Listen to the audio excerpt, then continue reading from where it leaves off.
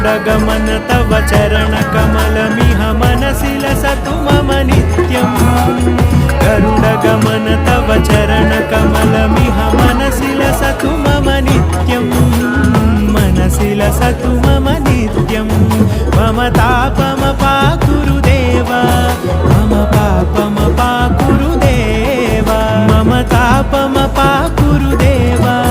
मम पापमपाकुरुदेव